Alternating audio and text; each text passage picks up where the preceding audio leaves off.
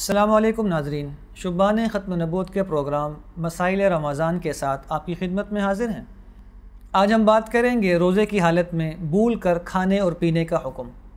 ناظرین، اگر کوئی شخص روزہ رکھ کر بھول کر کچھ کھا یا پی لے، تھوڑا کھائے یا زیادہ، اس سے روزے پر کوئی اثر نہیں پڑتا، روزہ باقی رہتا ہے۔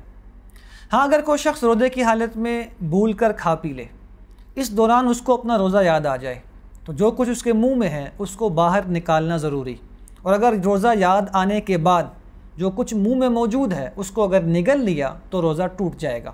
ناظرین، یہاں پر یہ سوال پیدا ہوتا ہے کہ اگر کوئی روزے دار بھول کر کھا پی رہا ہے تو دیکھنے والا شخص اس کو روکے یا نہ روکے؟